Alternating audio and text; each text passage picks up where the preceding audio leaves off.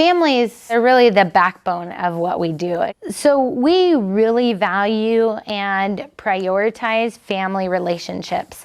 At the beginning of the year, the first part of that looks like is really setting a good foundation at enrollment of what can families expect, getting to know families. What's really exciting is when the teachers meet with the parents and they show them the portfolio with all the samples of children's work. They really get excited about the progress you see in children, especially the writing samples over the school year. Also, when teachers talk about what they've observed in the classroom, they often ask parents, have you seen that at home also? Or what kinds of things have your children been doing in certain domain areas? And it's pretty exciting to have a common language to talk about and develop that homeschool relationship. Sometimes we will have what we call a building blocks a meeting with the family, and we invite them in and we break down the child's day and we talk about every little thing that the child does. And if, you know, is this a concern? They say no. Arrival is not a concern. Washing hands is not a concern.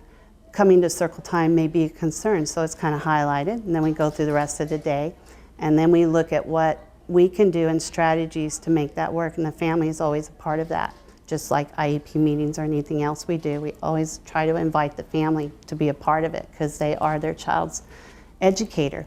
We always try to look at the positive, even if we're sharing some of a concern, and we let them know that we're there for them, and we want their partnership. We try to send the message that if they are partnering with us, their child is going to do super good. It goes back to our basic philosophy that the parents are the primary and first educators of their children, and our job programmatically is to reinforce that. It's an ongoing cycle with the parents, training them, teaching them what we're doing, because sometimes they just think, oh, they just come and play.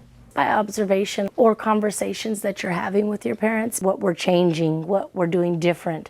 Maybe there's baseball every night and we're staying out later so she's not getting enough sleep, or maybe it's just something simple, you know, like she hasn't been taking her nap all week and that's why, you know, it could be something as simple as that or just something that's going on with families. So I think the best thing for me has been communication with families.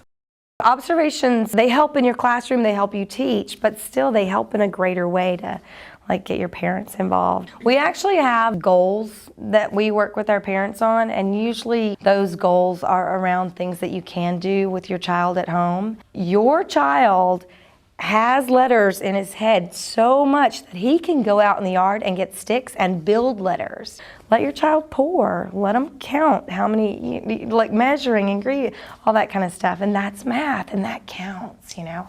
So to kind of take the pressure off of parents, because parents have so much going on already. You know, they don't need 58 things added to their plate where they've got to do this and this and this. If you figure out ways where you're like, look, you're doing it, you know, like you're pulling those socks out of the laundromat, you know, count those socks, pair them up. How many pairs do you have? You know, that's math. You can do it, you know. We do have 4 contacts a year. We have 2 home visits and 2 parent conferences where we make contact with the parents, but we also have daily contact with our parents. In the morning when we greet them, in the evenings when we say goodbye, we contact with parents, and parents are really open. And when they have a concern or when they see something that they've seen at home, they're like, oh, you know, Susie did this and she wasn't doing this before. And I'm like, wow, okay, great. Thanks for sharing that with us. And I can take that information as well. But we do a lot of sharing. In fact, that's how we help them be successful here in Head Start, because it takes all of us to do a great job. Working collaboratively with the parents in order to see the true picture of the child and putting everything together.